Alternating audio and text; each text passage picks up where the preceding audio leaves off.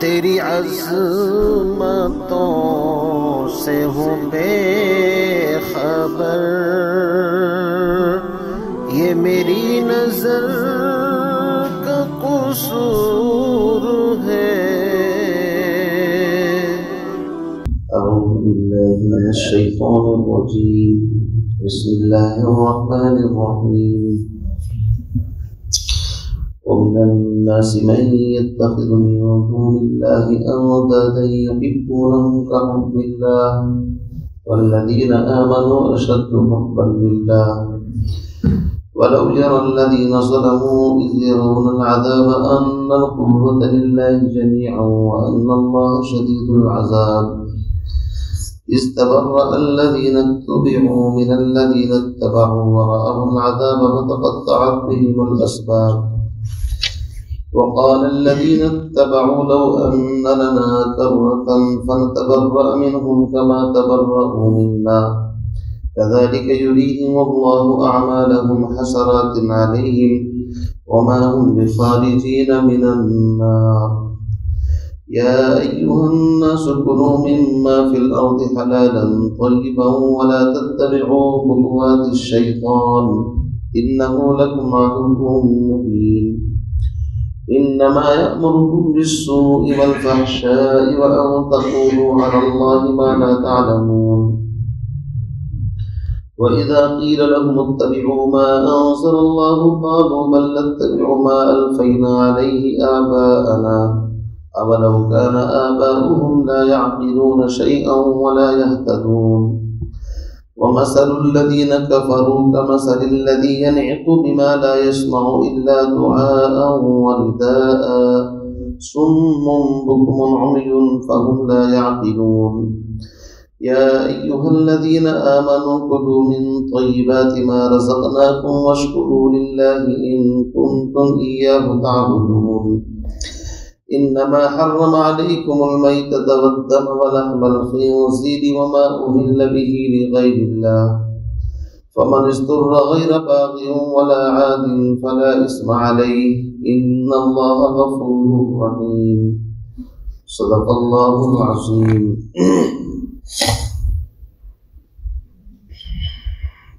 آیت نمبر 164 سے لے کر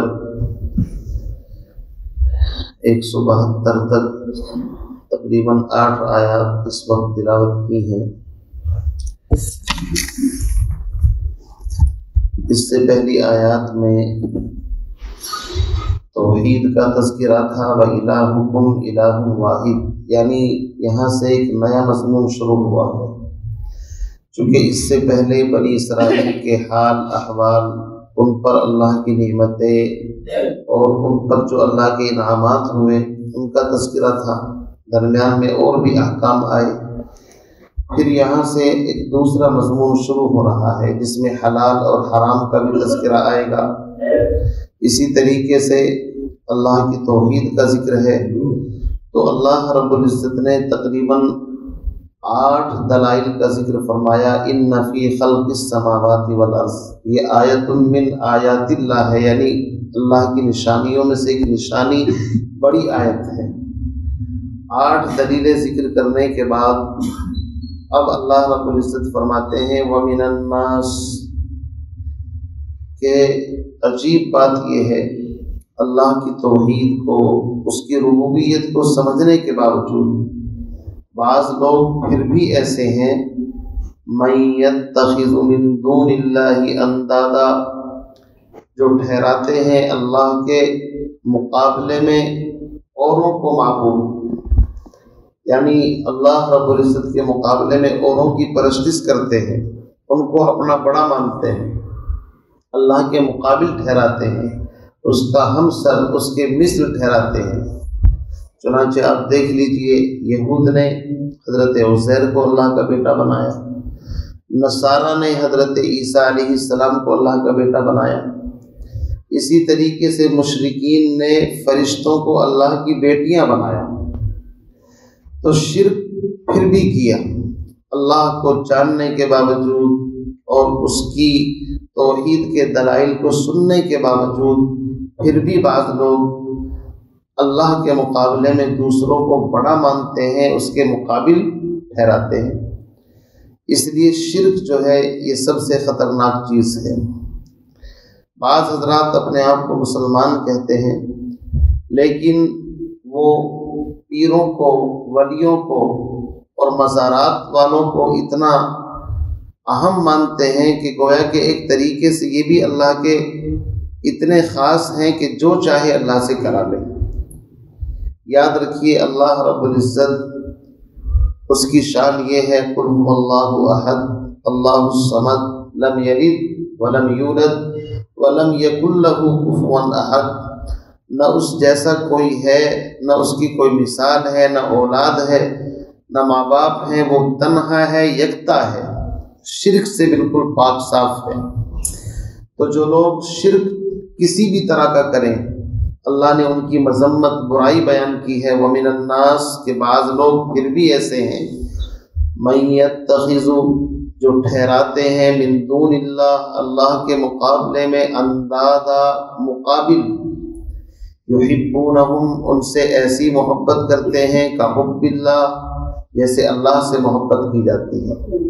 اللہ سے محبت یعنی اللہ کی اطاعت جس طرح کی جاتی ہے، ایسے ہی ان معبودان باطلہ کی اطاعت کرتے ہیں۔ فرمایا والذین آمنوا اور وہ لوگ جو ایمان والے ہیں، اشد حبا للہ وہ اللہ رب العزت سے شدید محبت رکھتے ہیں، اشد حبا للہ۔ تو ایمان والوں کی اللہ نے تعریف کی ہے کہ ایمان والوں کا حال یہ ہے کہ وہ اللہ سے شدید محبت رکھتے ہیں۔ اسی لیے ایک حدیث کے اندر ایک دعا آئی ہے، اللہم انی اسألک حبک وحب من یحبک والعمل الذی یبلغنی حبک اللہم اجعل حبک احب الی من نفسی واہلی ومن الماء البارد۔ اس میں ساری چیزوں کی نفی کر کے اللہ رب العزت سے مانگا گیا ہے، اللہ میں تجھ سے محبت کا سوال کرتا ہوں، ان لوگوں کی محبت کا سوال کرتا ہوں جو تجھ سے محبت رکھتے ہیں، ان اعمال کی محبت کا سوال کرتا ہوں کہ جن اعمال سے تیری محبت میں اضافہ ہو جائے۔ اللہ میں تجھ سے اتنی محبت چاہتا ہوں جیسے پیاسا آدمی گرمی کے زمانے میں ٹھنڈے پانی سے محبت کرتا ہے، اس سے بھی زیادہ میں تجھ سے محبت کرنا چاہتا ہوں۔ پیاسا چاہے جیسے آب سرد کو، پیاسا چاہے جیسے آب سرد کو، تیری پیاس اس سے بھی بڑھ کر مجھ کو ہو۔ تو اللہ کی محبت ایمان والوں کو شدید ہوتی ہے۔ اللہ کی محبت اس لیے کہ اللہ جمال والا بھی ہے، کمال والا بھی ہے، اور محبت اس وجہ سے ہوتی ہے کہ یا تو جمال ہو یا کمال ہو۔ ساری دنیا کو جو حسن دیا ہے وہ اللہ نے دیا ہے، ساری دنیا میں جو کمالات تقسیم کیے ہیں وہ اللہ نے کیے ہیں۔ اس لیے جو ان کمالات کا منبع اور مرکز ہے، ماخذ ہے، ایمان والے اس سے محبت کرتے ہیں۔ اور محبت والوں کی پہچان یہ ہے کہ اللہ کی محبت کے سامنے نہ وہ اولاد کو دیکھتے ہیں، نہ بیوی کو، نہ بچوں کو، نہ کاروبار کو، بلکہ سب سے زیادہ محبت اللہ کی ہوتی ہے۔ اسی لیے جو انسان اپنے دل کے اندر اللہ کی شدید محبت پیدا کر لیتا ہے تو قرآن نے ایسے لوگوں کے بارے میں اعلان کیا ہے کہ وہ لوگ کبھی مرتد نہیں ہو سکتے، اس لیے کہ اہل وفا جو ہوتے ہیں، محبت کرنے والے، وہ کسی دلیل کے محتاج نہیں ہوتے، وہ تو اللہ سے محبت کرتے ہیں تو بس کرتے ہیں، اس لیے کہ وہ ان کا رب ہے۔ تو فرمایا والذین آمنوا اور وہ لوگ جو ایمان والے ہیں، اشد حبا للہ وہ اللہ سے شدید محبت کرتے ہیں۔ کتنی محبت میں نے بتا دیا، اپنی جان سے، اپنے نفس سے، اور ساری چیزوں سے زیادہ اللہ سے محبت کرتے ہیں۔ اس لیے قیمت خود ہر دو عالم گفتئی نرخ بالا کن کے ارزانی ہنوس۔ ایک اللہ والے نے پوچھا، صاحب کشف آدمی تھے، کہ اللہ تو اگر مجھے مل جائے تو کیا قیمت ادا کرنی پڑے گی؟ تو غیب سے آواز آئی کہ دونوں عالم فدا کرنے پڑیں گے۔ تو اس اللہ والے نے کہا کہ یہ تو بہت معمولی قیمت ہے، نرخ بالا کن، اپنی قیمت اور زیادہ لگائیے، ابھی تو آپ سستے ہیں۔ قیمت خود ہر دو عالم گفتئی، نرخ بالا کن کے ارزانی ہنوز، دونوں عالم قربان کر کے بھی اگر اللہ کی محبت مل جائے تو بھی سستا سودا ہے۔ اسی لیے یاد رکھیے، جو اللہ کے عاشق ہیں، محبوب ہیں، وہ اللہ اللہ اس وجہ سے نہیں کرتے کہ ہم کو جنت مل جائے، وہ تو کہتے ہیں جنت بھی ایک دھوکہ ہے، یہ تو لالچ والی بات ہو گئی۔ وہ اللہ کو اللہ اللہ اس لیے پکارتے ہیں کہ محبوب کا نام ہے، اس نام کے اندر لذت ہے۔ اللہ اللہ اینچ شیری ہست نام، شیر و شکر می شود جانم تمام۔ جب اللہ اللہ کہتا ہے تو روئے روئے کے اندر مٹھاس بھر جاتا ہے۔ اس لیے میرے عزیز بھائیوں، اللہ رب العزت اپنی محبت اگر کسی کو عطا فرما دے بہت بڑی چیز ہے۔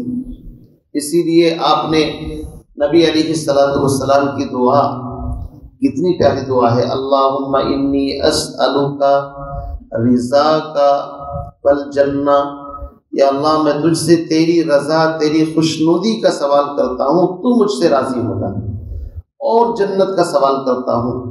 یعنی جنت کو سیکنڈ نمبر پر رکھا اور اللہ کی محبت کو فرسٹ نمبر پر رکھا۔ پتہ ہے چلا جو اللہ کے عاشق ہیں وہ اللہ کی محبت اس لیے کرتے ہیں کہ انہیں اللہ سے پیار ہے، بس اللہ مل جائے۔ اور بھائی جس کو اللہ مل جائے سب مل جائے گا نا اس کو۔ تو بادشاہ کا واقعہ آپ نے سنا ہوگا کہ وہ اپنی ایک بیگم سے بے انتہا محبت کرتا تھا، تو دوسری بیگمات اس پہ جلتی تھی، حسد کرتی تھی کہ بھائی پتہ نہیں اس کے اندر کیا خوبی ہے، اب کچھ نہ کچھ تو خوبی ہوتی ہے۔ تو بادشاہ نے ایک دن اعلان کیا، اپنی ساری بیگمات کو بلایا کہ آج میرا موڈ بڑا فریش ہے، آپ مجھ سے جس چیز کا مطالبہ کرو گی آج وہ دی جائے گی تم کو۔ اب جو مال و زر سے محبت کرنے والی تھی، کسی نے 10 ایکڑ زمین مانگ لی، کسی نے کوئی گاؤں، کسی نے شہر، کسی نے کچھ ساری چیزیں مانگ لی، لیکن جس سے بادشاہ محبت کرتا تھا وہ خاموش ہے۔ اس سے کہا کہ تم بھی مانگو، آج تو میں دے رہا ہوں سب کو۔ اس نے کہا کہ آپ یہ کہہ رہے ہیں کہ جو بھی مانگو گے آج وہ ملے گا، کہ ہاں میں یہی کہہ رہا ہوں۔ اب وہ بیچاری پھر خاموش، تو سب ہنس رہی، مذاق اڑا رہی ہے، دیکھو یہ تو بے وقوف ہے، ہم نے تو مانگ لیا، اس نے کچھ مانگا بھی نہیں۔ اخیر کے اندر جب بات حد سے گزر گئی تو اس نے بادشاہ وقت کے کاندھے پر آ کر کے ہاتھ رکھا کہ مجھے کچھ نہیں چاہیے، مجھے آپ چاہیے۔ یہ ایک مثال ہے، بھائی جس کو بادشاہ مل گیا اس کو تو ساری سلطنت مل گئی، جس کو خدا مل گیا اس کو ساری چیزیں مل گئی۔ اس لیے ایمان والے جو ہیں خالص اللہ سے محبت کرتے ہیں۔ اللہم انی اسألک رضاک، یا اللہ میں تجھ سے تیری رضا چاہتا ہوں، والجنہ، اور جنت سیکنڈ نمبر پر چاہتا ہوں۔ جنت تو اس لیے چاہیے کہ اللہ کے دیدار کی جگہ ہے، ورنہ جنت مقصود نہیں ہے، مقصود تو رب کا دیدار ہے۔ پھر اللہ کا دیدار ہو جائے، اس سے بڑی کوئی بات ہو سکتی ہے؟ حدیث کے اندر آیا ہے جب جنتی جنت میں چلے جائیں گے تو اہل جنت سے سوال ہوگا کوئی نعمت باقی ہو تو مانگ لو۔ اب یہ دائیں بائیں دیکھیں گے، بڑے بڑے محلات، یہ وہ ساری فیصلے پیے، تو سوچیں گے پر رہ کیا گیا ہے، کوئی ذہن میں بات نہیں آ رہی۔ لیکن پھر اہل علم کے پاس جائیں گے، پتہ یہ چلا کہ دنیا میں ہی نہیں، اہل علم کی ضرورت جنت کے اندر بھی پڑے گی۔ اب ان کے پاس جا کر کے پوچھیں کہ اللہ کی طرف سے سوال ہے، مانگا جائے تو کیا کچھ رہ گیا؟ تو اہل علم کہیں گے کہ ابھی تو اتنی بڑی نعمت باقی ہے کہ یہ تو کچھ بھی نہیں اس کے سامنے۔ وہ کیا ہے؟ جس پروردگار نے یہ نعمتیں دی ہیں ابھی تو اس کا دیدار ہوا ہی نہیں۔ جب رب کا دیدار ہوگا تو ساری کی ساری نعمتیں کیا ہوں گی؟ پھر ہیچ نظر آئے گی، یہ کچھ بھی نہیں ہے۔ اسی لیے آیا کہ 40 سال تک اللہ رب العزت کا جب دیدار ہوگا تو لوگ جس حال کے اندر ہوں گے، کوئی کھڑا ہوگا تو کھڑا رہے گا، کوئی سجدے میں چلا گیا تو سجدے میں، یعنی ایسی کیفیت طاری ہوگی۔ اور بعض روایات میں تو یہاں تک آتا ہے کہ ان کے حسن و جمال کو دیکھ کر کے جب اللہ رب العزت کی تجلی جنتیوں کے چہروں پر پڑے گی تو ان کے حسن و جمال میں بے انتہا اضافہ ہو جائے گا۔ تو بھائی صاحب سوچنے کی بات یہ ہے، اصل چیز اللہ کی محبت ہے۔ نمازیں، روزے، زکوٰۃ، حج، ساری چیزیں تو اس لیے ہیں کہ رب راضی ہو جائے، تو تو راضی تو سب راضی ہے نہیں، اور اگر وہ ناراض تو ساری چیزیں ناراض۔ اس لیے فرمایا کہ ایمان والوں کو اللہ سے شدید محبت ہے۔ اب اس کے بعد فرماتے ہیں وَلَوْ يَرَى الَّذِينَ ظَلَمُوا، کاش اگر یہ اس بات کو جان لے ظالم لوگ۔ ظالم کون ہے؟ جو اللہ کو چھوڑ کر غیروں کی پرستش کر رہے ہیں۔ اس سے بڑا ظلم کیا ہو سکتا ہے کائنات کے اندر؟ فرمایا کاش اگر یہ ظالم لوگ جان لیں کس چیز کو، اذ یرون العذاب، جب یہ اپنی آنکھوں سے عذاب دیکھیں گے، ان القوۃ للہ جمیعا، کہ ساری طاقت اور پاور صرف اور صرف اللہ کے قبضے میں ہے۔ اصل میں انسان اللہ کو چھوڑ کر اگر کسی کی عبادت یا پرستش کرتا ہے تو اس کے ذہن میں کہیں نہ کہیں یہ بات ہوتی ہے کہ اس کے پاس بھی کچھ شکتی، کوئی پاور ہے جو میرا کام بنا دے گی۔ اللہ فرما رہے ہیں کہ ساری شکتی اور پاور کس کے پاس ہے؟ اللہ کے پاس ہے۔ ان القوۃ للہ جمیعا، اے ٹو زیڈ طاقت جتنی بھی ہو سکتی ہے وہ صرف اور صرف اللہ کے پاس میں ہے۔ وَأَنَّ اللَّهَ شَدِيدُ الْعَذَابِ، اور اللہ سخت پکڑ کرنے والا ہے، سخت عذاب دینے والا ہے۔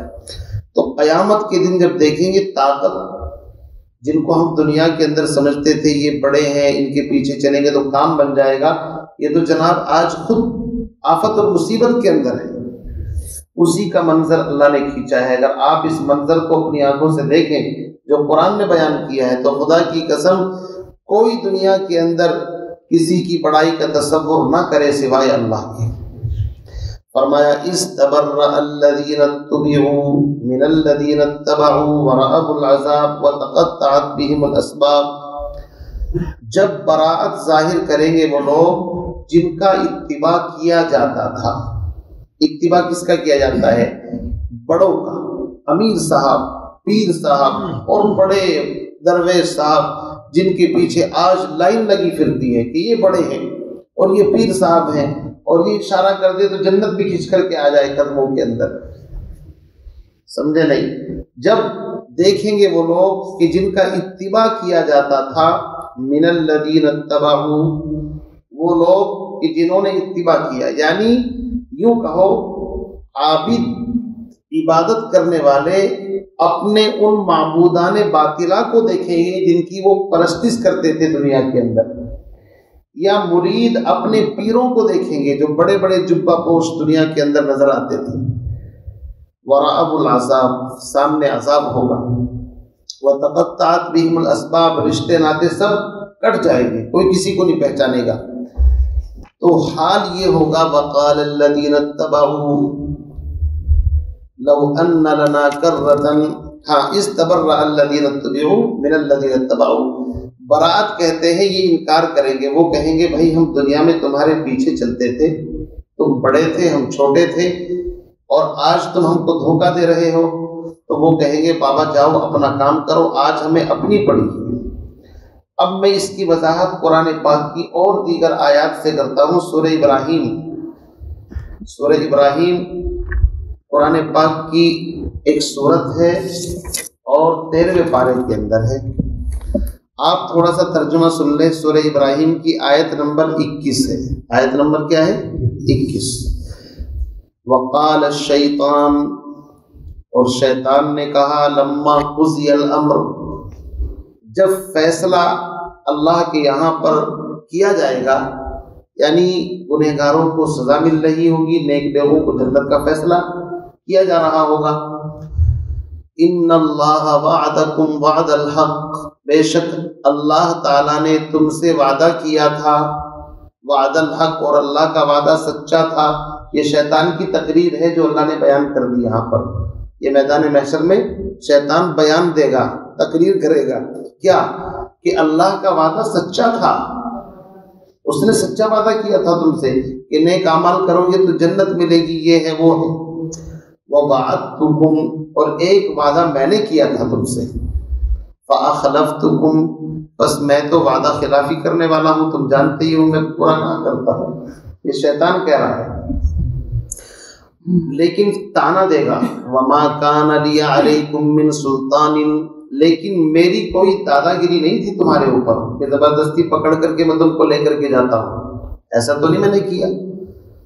الا ان دعوتکم، صرف اتنا کام کرتا تھا میں تم کو دعوت دیتا تھا، وسوسے ڈالتا تھا تمہارے دلوں کے اندر، فاستجبتم لی، بس تم نے میری دعوت کو ایکسپٹ کر لیا، قبول کر لیا، لبیک کہا، فلا تلومونی، بس مجھے ملامت مت کرو، ولوموا انفسکم، اپنے آپ کو ملامت کرو۔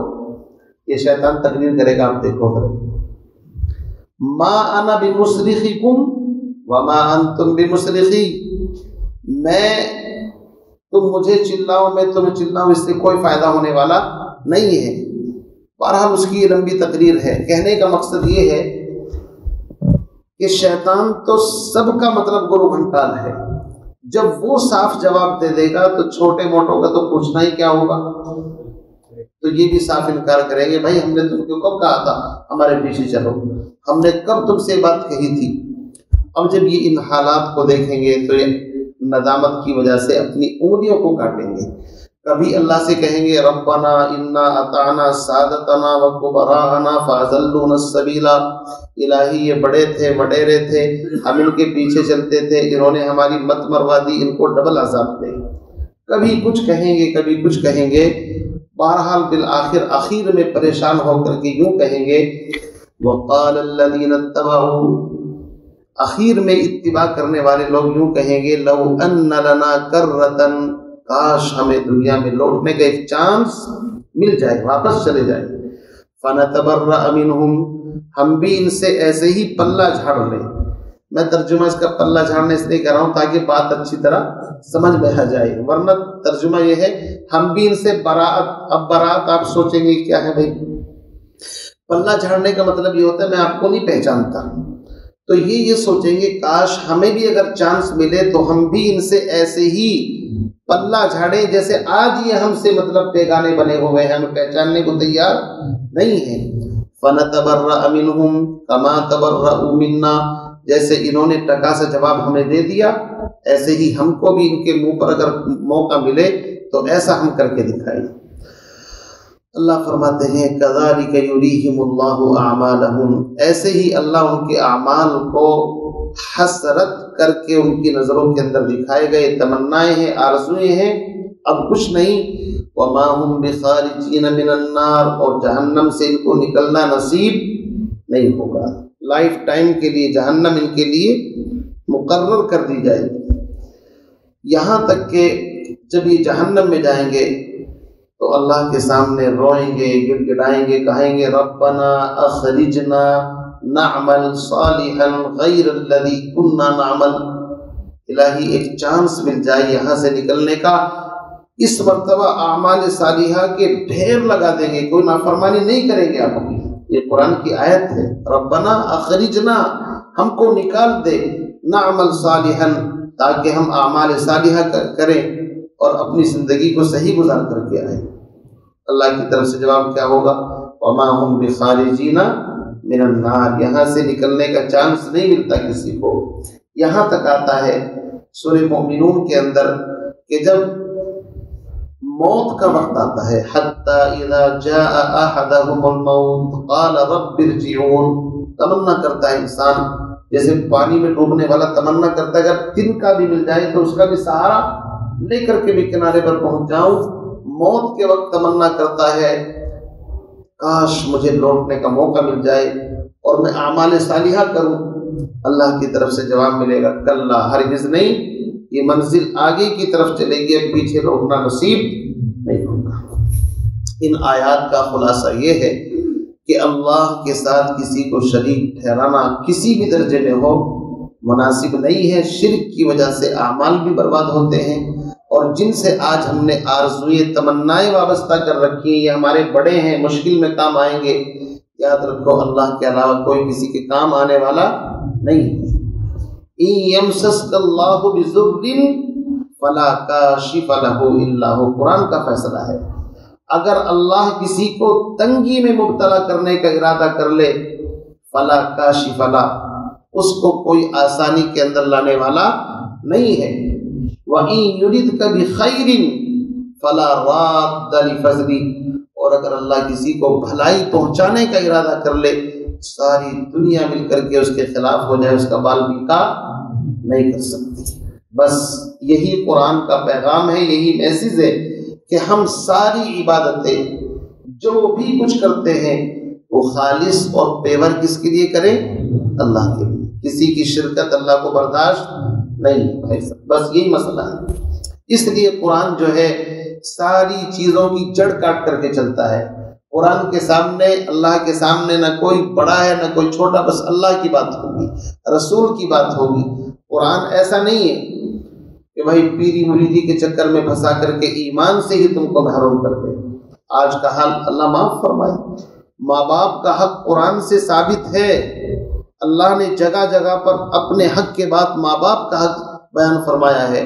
وَقَضَىٰ رَبُّكَ أَلَّا تَعْبُدُوا إِلَّا إِيَّاهُ وَبِالْوَالِدَيْنِ إِحْسَانًا، لیکن ہم لوگ اللہ کے حق میں بھی کوتاہی کرتے ہیں، ماں باپ کے حق میں بھی کوتاہی کرتے ہیں، اور اگر کسی سے بیعت ہو جائیں تو پھر سوچتے ہیں کہ حضرت کی بات ہمارے لیے حرف آخر ہے، قرآن و حدیث کی بات ہے۔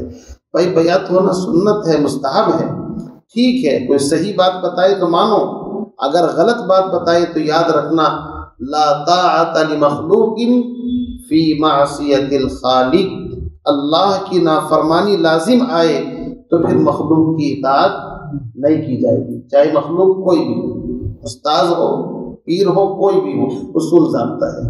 بہرحال یہاں تک اب آگے کی آیات میں اللہ رب العزت نے ایک اہم مضمون شروع کیا ہے کہ جس طریقے سے انسان اللہ کے علاوہ غیروں کی پرستش کرتا ہے، ایسے ہی انسان اپنی غذا کے بارے میں بھی محتاط نہیں ہے۔ اللہ نے جن چیزوں کو حلال کر دیا ہے ان کو حرام کر لیتا ہے، جن کو حرام کر دیا ان کو حلال کر لیتا ہے، حالانکہ حلال اور حرام کرنے کا اختیار کس کو ہے؟ اللہ کو ہے، یاد رکھنا۔ اس بات کو اگر آپ سمجھ گئے، بڑی اہم بات بتا رہا ہوں آپ کو، انسان کی زندگی میں غذا کا ڈائریکٹ دخل ہے۔ اگر غذا انسان کے پیٹ میں حرام جائے گی تو اس کی عبادتیں، اس کی دعائیں قبول نہیں ہو سکتی۔ حدیث کا مفہوم ہے، ایک آدمی پراگندہ بال ہے، بال بھی اس کے الجھے ہوئے اور کپڑے پھٹے ہوئے، میلا کچیلا، یا رب کی صدائیں لگاتا ہے، اور اللہ رب العزت اس کی طرف نظر اٹھا کر کے دیکھتے بھی نہیں۔ کیوں؟ کھانا اس کا حلال نہیں، پینا اس کا حلال نہیں، جس جسم کے اوپر جو کپڑے ہیں وہ حرام آمدنی کے ہیں۔ اللہ ایسے بندوں کی دعائیں قبول نہیں کرتا۔ اس لیے اپنی غذا کو صاف ستھرا کرو، یہ قرآن کا میسیج ہے۔ اللہ کے نبی علیہ السلام نے ایک موقع پر ایک چیز کو اپنے اوپر حرام کر لیا اپنی بیویوں کی وجہ سے۔ پارہ نمبر 28-29 میں آئے گا، یا ایھا النبی لما تحرم ما احل اللہ لک، نبی جی جس چیز کو ہم نے حلال کیا ہے آپ نے اپنی بیویوں کی وجہ سے اس کو کیسے حرام کر لیا اپنے اوپر؟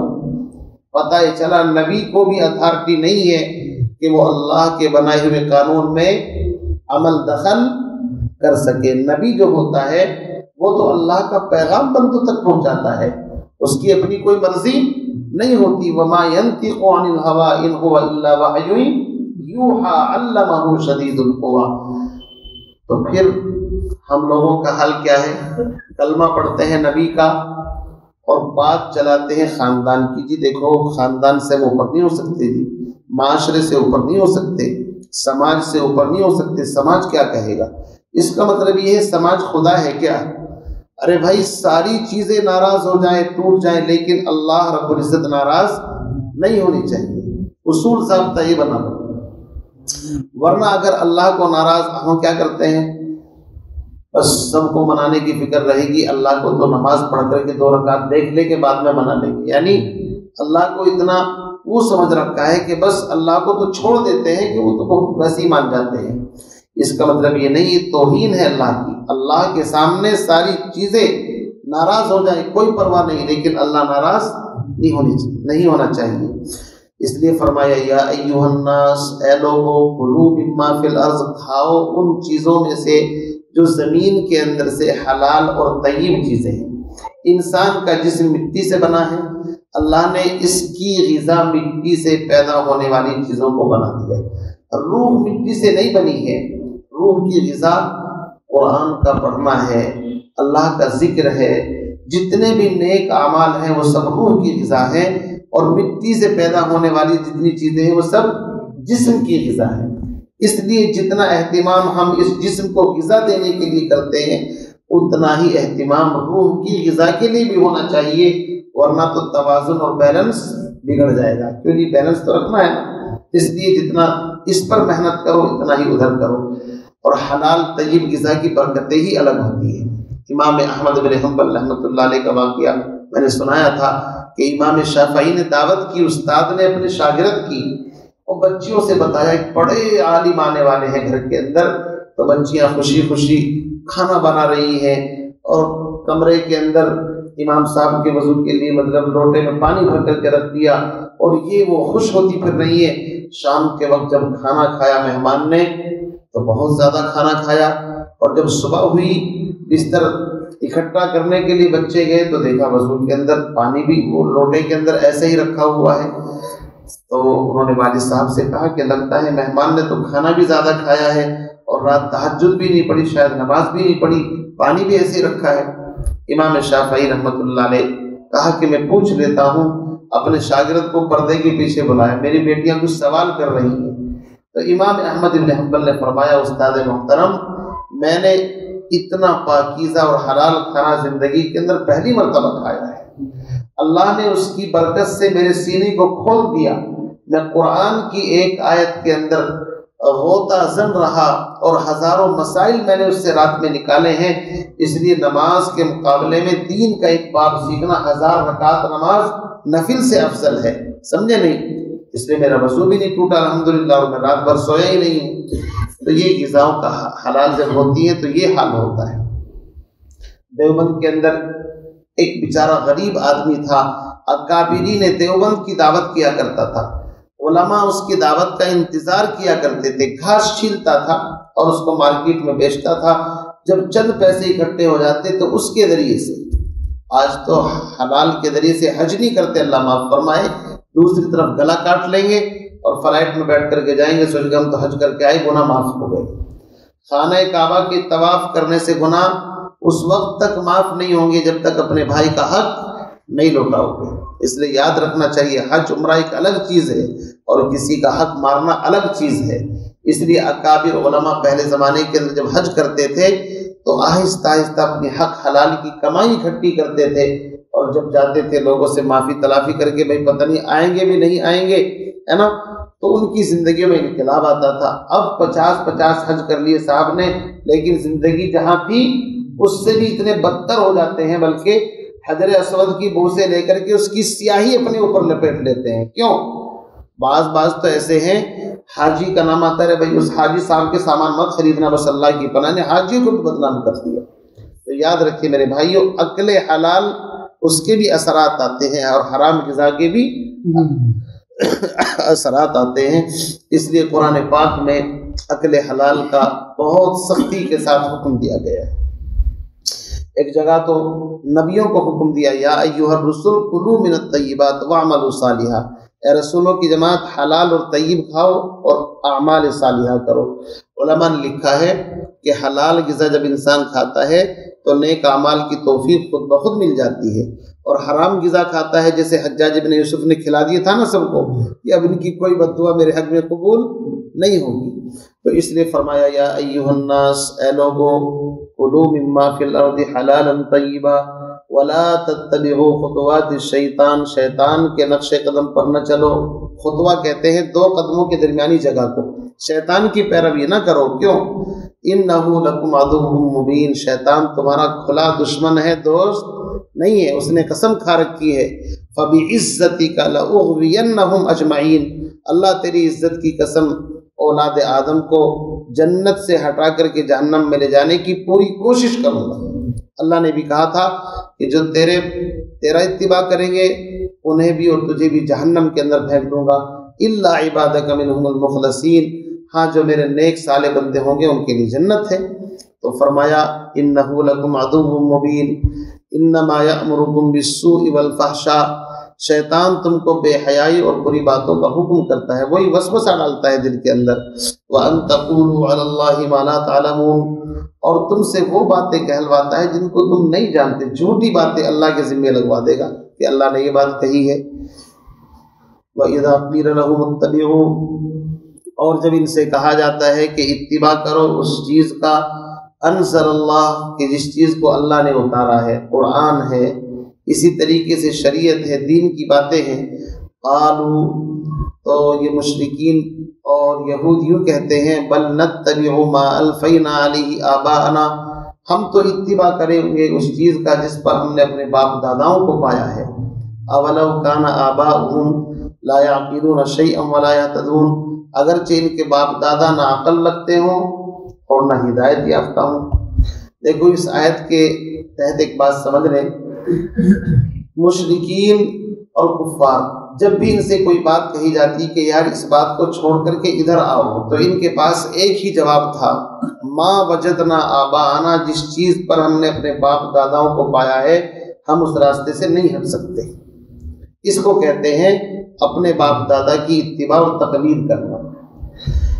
تقلید بری چیز نہیں ہے، اگر باپ اور دادا نیک ہوں اور عقل رکھتے ہوں، شعور رکھتے ہوں، تو ان کی اتباع کرنا تو قرآن سے ثابت ہے۔ حضرت یوسف علیہ السلام کے قصے میں ذکر آئے گا کہ انہوں نے کہا تھا کہ میں اتباع کرتا ہوں اپنے باپ دادا ابراہیم، اسماعیل، اسحاق کا، یعنی نیک لوگوں کی اتباع میں کوئی برائی نہیں ہے۔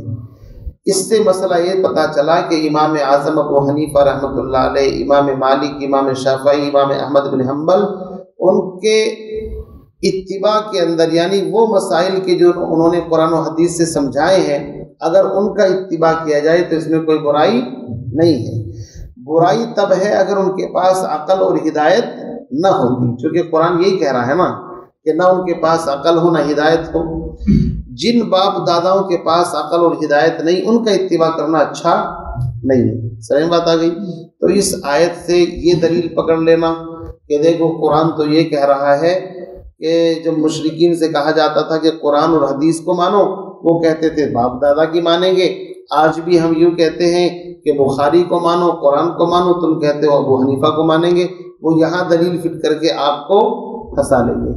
تو اس کے اندر خود جواب موجود ہے کہ قرآن نے کہا ہے اگرچہ ان کے باپ داداؤں کو عقل اور شعور نہ ہو، یعنی اگر عقل اور شعور ہے تو پھر اس میں کوئی برائی نہیں ہے۔ اور جن حضرات کا ہم اتباع کرتے ہیں اگر ان کے واقعات بیان کریں تو تفسیر میں پھر وہی خالص چلتے رہیں گے، ان کے واقعات سننے کے بعد ایمان تازہ ہوتا ہے۔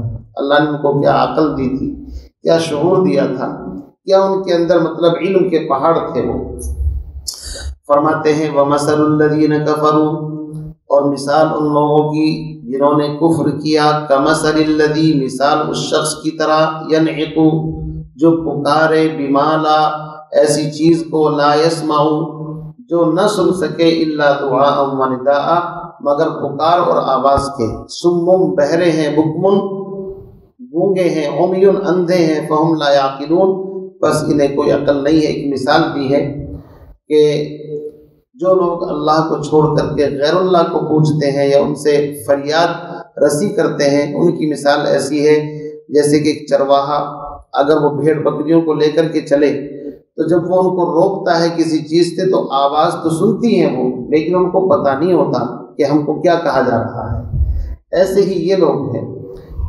فرمایا یا ایھا الذین آمنوا، اے ایمان والو، کلوا من طیبات ما رزقناکم، اب یہاں ایمان والوں کو خاص طور سے الگ حکم دیا، کھاؤ پاکیزہ اور طیبات چیزوں میں سے جو رزق ہم نے تم کو دیا ہے، اور جب پاکیزہ چیزیں کھاؤ تو اللہ رب العزت کا شکر بھی ادا کرو، واشکروا للہ، کھانے کے بعد اللہ کا شکر ادا کرو، ان کنتم ایاہ تعبدون، اگر تم اسی کی عبادت کرتے ہو۔ آگے 4 چیزیں ان کا خاص طور سے ذکر فرمایا، باقی حرام چیزیں بہت ساری ہیں جن کا ذکر سورہ مائدہ میں آئے گا، سورہ انعام کے اندر آئے گا۔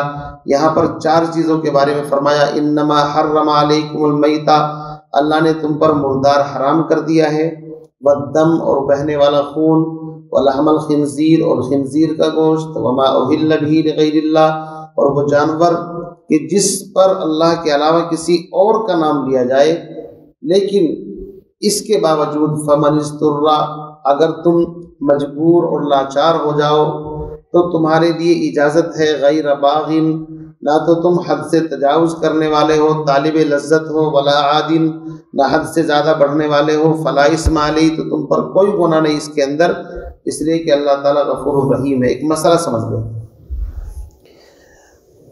4 چیزیں جن کا ذکر یہاں پر آیا ہے، قرآن میں کئی جگہ پر یہ چیزیں آئیں گی۔ سب سے پہلی چیز ہے اس میں مردار۔ مردار کہتے ہیں وہ حلال جانور کہ جن کا گوشت شریعت نے حلال قرار دیا ہے، اگر وہ خود اپنی موت مر جائیں تو وہ کیا ہے؟ مردار، اس کا کھانا اب جائز نہیں۔ البتہ اس کے اون، بال اور ہڈیوں سے نفع اٹھانا، جیسے دوائی یا کسی اور چیز کے اندر، فقہا نے اس کو جائز لکھا ہے۔ مردار حلال نہیں بلکہ حرام ہے، لیکن 2 مردار ایسے ہیں کہ جو اللہ کے نبی علیہ الصلوۃ والسلام نے ہمارے لیے جائز قرار دیے ہیں۔ حدیث کے اندر فرمایا، احلت لنا میتتان، 2 مردار چیزیں تمہارے لیے حلال ہیں، ان میں سے پہلی چیز السمک، مچھلی ہے، اور دوسری چیز والجراد، اور ٹڈی ہے۔ مچھلی اور ٹڈی، امام اعظم ابو حنیفہ رحمۃ اللہ علیہ کے نزدیک سمندری مخلوق میں سے صرف مچھلی جائز ہے، مچھلی کے علاوہ کوئی چیز جائز نہیں، یہ بات یاد رکھیں، مچھلی جائز ہے۔ اب جو بھی مچھلی ہے وہ جائز ہے، جو مچھلی نہیں ہے وہ جائز نہیں ہے۔ تو پھر یہاں پر بحث ہوتی ہے کہ کیا جھینگا مچھلی ہے یا نہیں، تو اعلیٰ تحقیق امام اعظم ابو حنیفہ رحمۃ اللہ علیہ کے مسلک کے جو بڑے علماء ہیں، مولانا رشید احمد گنگوہی، بڑے بڑے اکابر، انہوں نے اپنے فتاویٰ میں لکھا ہے کہ جھینگا نہ مچھلی ہے، نہ مچھلی کے خاندان سے اس کا دور دور کوئی تعلق ہے، اس لیے وہ اس کو منع کرتے ہیں۔ باقی کچھ حضرات کہتے ہیں کہ نہیں جی مکروہ ہے، مچھلی ہے، یہ ہے، وہ ہے۔ دیگر ائمہ کے نزدیک مچھلی کے علاوہ سمندری مخلوق میں سے اور چیزیں بھی جائز ہیں، لیکن جو حنفی حضرات ہیں ان کے لیے مسئلہ اہم پیدا ہو جاتا ہے، اس لیے وہ اگر اس سے احتیاط کرے تو بہتر ہے۔ تو 2 مردار چیزیں حلال ہیں، کون سی؟ ایک مچھلی کا مطلب یہ ہے کہ زندہ پکڑی آپ نے پانی سے، اب وہ باہر نکل کر کے مر گئی تو اس کو بسم اللہ اللہ اکبر کہہ کر کے حلال کرنے کی ضرورت نہیں ہے، سمجھے نہیں؟ باقی وہ مچھلی جو پانی میں خود بخود مر کر کے اوپر آ جائے، جس کو طافی کہتے ہیں، یعنی کہ وہ مر کر کے اوپر آ گئی، پانی کے اوپر خود اپنی موت مری ہے، اس کا گوشت تمہارے لیے جائز نہیں ہے۔ کیوں؟ اس لیے کہ وہ تو خود بخود مر کر کے آ گئی، تو مردار کے حکم کے اندر ہے۔ ہاں آپ نے شکار کیا اور اس کو مارا اور پھر چوٹ لگ کر کے اوپر آ گئی، پھر کوئی مسئلہ نہیں، چونکہ آپ نے شکار کیا ہے اس کا۔ تو بہرحال مردار حلال نہیں ہے، یہ حرام ہے مردار۔ وجہ کیا ہے؟ جس کے اندر سے خون نہیں نکلتا تو خون گوشت کے اجزاء میں شامل ہو جاتا ہے، پھر اس سے بڑی بڑی بیماریاں پیدا ہوتی ہیں، اس لیے مردار نہیں کھانا چاہیے۔ اور آج کل تو فیشنیبل زمانہ ہے، کھڑے کھڑے جانور کا کوئی حصہ کاٹ کر کے فرائی کر کے کھا جاتے ہیں، کھڑا جانور، ابھی جانور ذبح نہیں کیا تو یہ بھی مردار کے حکم کے اندر ہے، اس لیے کہ جانور ذبح نہیں کیا، آپ نے گوشت کاٹ لیا جانور کا اور اس میں سے اگر آپ کھا رہے ہیں تو یہ بھی مردار ہے، سمجھے نہیں؟ چل رہا ہے اس طرح کا بھی، اگر آپ باہر ممالک کے اندر دیکھیں گے۔ دوسری چیز ہے والدم، دم سے مراد ہے بہنے والا خون۔ ایک خون وہ ہے جو گوشت پر لگا رہ جاتا ہے، امام اعظم فرماتے ہیں پاک ہے، امام شافعی فرماتے ہیں نہیں، ہر طرح کا خون ناپاک ہے، اگر گوشت پر لگا رہ گیا تو بھی دو اس کو، اس لیے کہ وہ کہتے ہیں والدم۔ امام صاحب فرماتے ہیں قرآن کی آیت مجمل ہے، آگے سورہ مائدہ کے اندر دمم مسفوحن آ گیا ہے، اس کی تفسیر وہاں پر آ گئی کہ بہنے والا خون جو جانور کے جسم سے نکلتا ہے اس کو اگر کوئی اکٹھا کر کے اور اس کو مطلب وہ کر کے کھائے تو وہ جائز نہیں ہے، حرام ہے وہ خون، سمجھے نہیں؟ تو دم کا مطلب ہے بہنے والا خون، لیکن حدیث کے اندر 2 خون بھی حلال ہیں۔ اللہ کے نبی نے فرمایا احلت لنا الدمان، 2 دم 2 خون حلال ہیں، الکبد والطحال، ایک وہ ہے جو کلیجی آپ کھاتے ہیں اور دوسرا طحال یعنی کہ تلی ہوتی ہے، یہ 2 بظاہر خون ہی ہوتے ہیں لیکن اس کی شریعت نے اجازت دی ہے۔ تیسری چیز ہے ولحم الخنزیر، خنزیر کا گوشت کسی حال میں بھی جائز نہیں ہے، نجس العین ہے۔ اتنا حریص، لالچی اور بے حیا، بے شرم، بے غیرت، جتنے بھی القاب آپ اس کو دیں، گندگی کھانے والا، ساری کی ساری برائیاں اس کے اندر پائی جاتی ہیں، اور جو قوم اس کے گوشت کو کھاتی ہے اس کے اندر بھی بے حیائی اتنی پائی جاتی ہے کہ وہ اللہ کی پناہ بندانہ نہیں لگا سکتے، اس لیے اس کے کسی جز سے نفع اٹھانا جائز نہیں ہے۔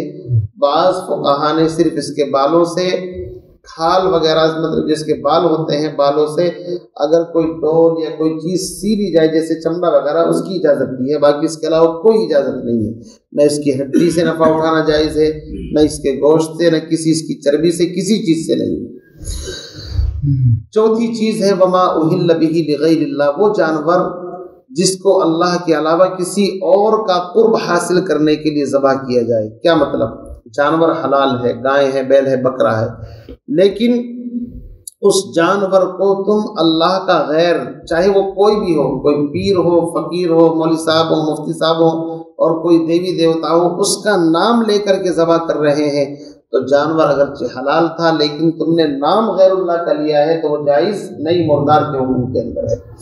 یا ایسے ہی تم نے کوئی جانور جو حلال ہے وہ کسی غیر کے نام پر کر دیا کہ میں اس کو فلاں بزرگ یا بابا کے نام پر کر رہا ہوں، اس کا ثواب اس کی روح کو پہنچانا ہے اور وہ مجھ سے راضی اور خوش ہوں، اب اگرچہ اس پر بسم اللہ اللہ اکبر کہہ کر کے بھی ذبح کرے تو بھی مردار کے حکم کے اندر ہے، اس لیے کہ جانور اللہ کے نام پر ذبح نہیں کر رہا ہے، یہ کس کے نام پر کر رہا ہے؟ کسی کا قرب حاصل کرنے کے لیے، جیسے کہ جس کو بھیٹ بولتے ہیں نا کہ دیوی دیوتاؤں کے نام پر یا کسی اور کے نام پر، تو یہ جائز نہیں ہے شریعت کے اندر۔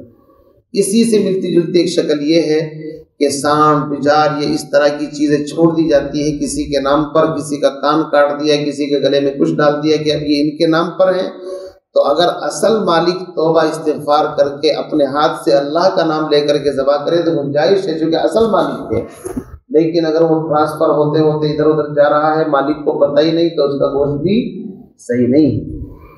اسی طریقے سے گوشت کے علاوہ نظر نیاز کی منتیں ہیں، مٹھائیاں ہیں، جیسے دیوالی وغیرہ کے موقع پر یا اور موقعوں پر، تو اگر اللہ کے غیر کا قرب حاصل کرنے کے لیے، یعنی اللہ کو بیچ میں سے ہٹا کر کے کہ وہ راضی ہو جائے، وہ خوش ہو جائے، اس نام پر مٹھائی کھلائی جا رہی ہے تو اس مٹھائی کا کھانا بھی جائز نہیں ہے۔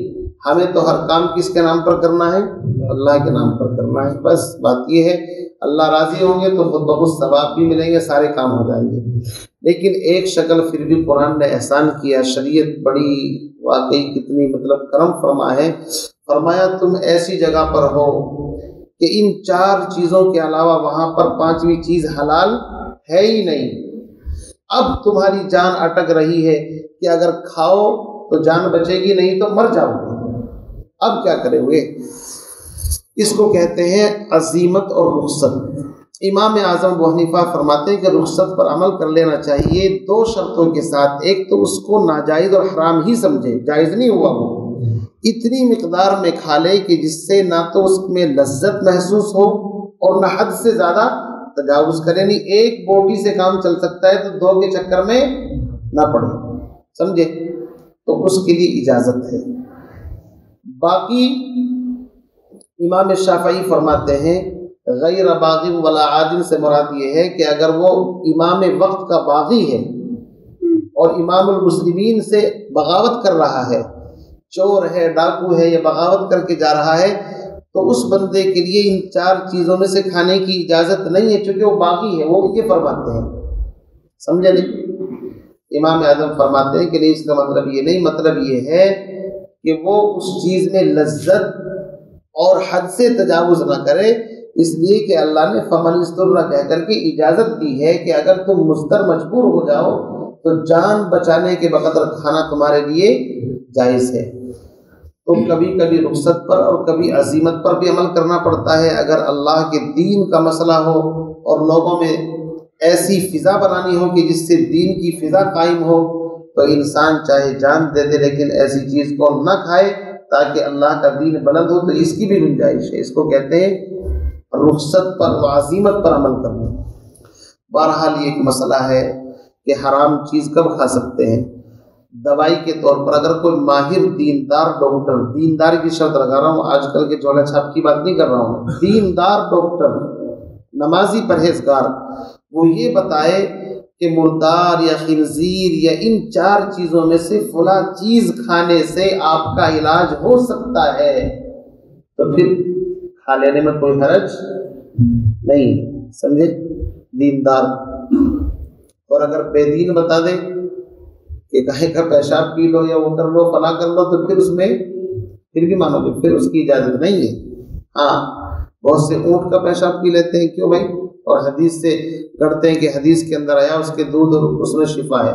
وہ تو ایک خاص موقع پر اللہ کے نبی نے کسی کو بتایا تھا، کیا مسئلہ وہ اپنے موقع پر آئے گا۔ بہرحال تو مستر ہو یا دوائی کے طور پر، پہلی بات تو حرام چیزوں میں اللہ نے شفا رکھی نہیں، یہ مسئلہ یاد رکھو۔ لیکن میں نے بتایا پھر بھی یہ 4 چیزوں میں سے گنجائش ہے، اگر بطور دوا کوئی ماہر طبیب یا حکیم دیندار متقی پرہیزگار کسی کے لیے کوئی چیز تجویز کرے۔ ایک واقعہ مجھے یاد آ رہا ہے لیکن میں سنا مناسب نہیں سمجھ رہا ہوں، پڑوسی ملک کا واقعہ ہے۔ ایک آدمی کا دماغی توازن کچھ وہ تھا تو اس کو کسی نے بتایا کہ اس کو بندر کا وہ کھلاؤ گوشت۔ اب عجیب بات ہے، بندر تو درندہ ہے، جائز نہیں ہے، لیکن باقاعدہ کہتے ہیں اس کا شکار کیا گیا، اس کو بتایا نہیں، اس کو کھلایا تو اللہ نے اس کو شفا دے دی۔ تو ہوتا ہے کبھی کبھی، بہرحال کوئی ایسی چیز رہی ہوگی۔ فرماتے ہیں ان اللہ غفور رحیم، بے شک اللہ تعالیٰ غفور بھی ہے رحیم بھی ہے۔ تو یہاں تک یہ سبق آپ کے سامنے آ چکا ہے۔ آج کے سبق کے اندر یہی خلاصہ ہے کہ ہم سب کو اپنی غذاؤں کی طرف بھی دھیان دینا چاہیے، اس لیے کہ غذا جزو بدن بنتی ہے۔